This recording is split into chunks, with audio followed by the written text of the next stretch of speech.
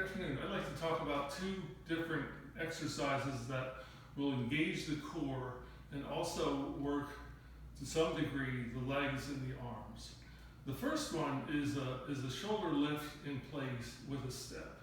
And so to do that, you can either use TheraBand or a dumbbell. I'm going to demonstrate it with both.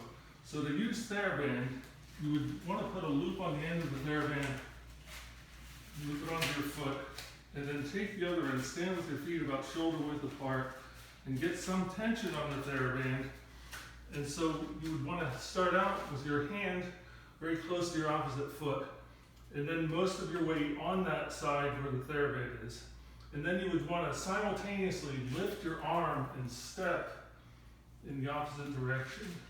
And so that becomes a shoulder exercise, and to some extent, this with the TheraBand is not working, but as we'll see with the weight, that does put some load onto the opposite leg. But it's this motion here. You want to be very careful not to lift your hand above your shoulder. And you also want to try, if you can, to do a little bit of a turning out of the hand and thumb as you go up. But the key components of this exercise are starting out with the weight on the side with the TheraBand, and then as you lift your arm, you load the opposite leg as you turn. You get that turning motion against some resistance, and that's what's beneficial in terms of core strengthening and activation of the core. So that motion right there. If you do have access to dumbbells, it's actually more effective because of the fact that it does load the leg. And you can start out in a similar kind of position, feet about slightly wider than shoulder width.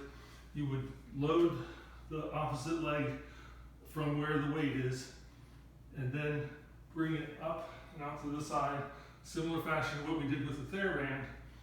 And then as you come over, as you lift the weight, you shift your weight onto the opposite leg.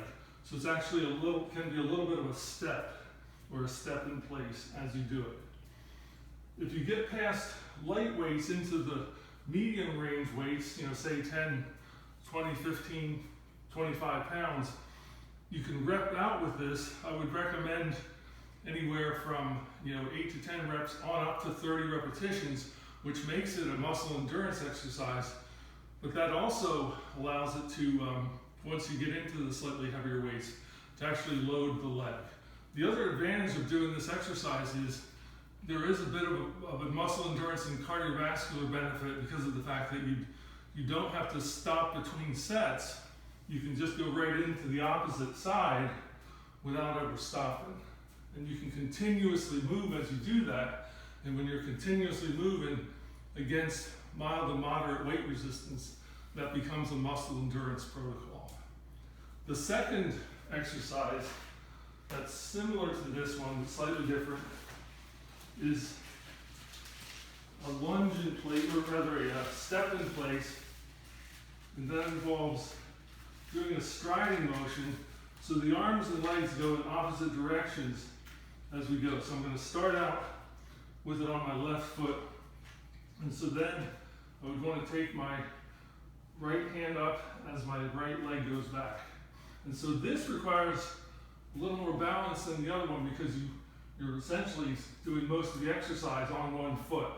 It does engage the core on that basis. There's a lot going on in terms of demanding muscle activation in the core, as well as the hips, and of course the shoulder. And so this one here, it's not as easy to quickly transition to the opposite side, but it can be done.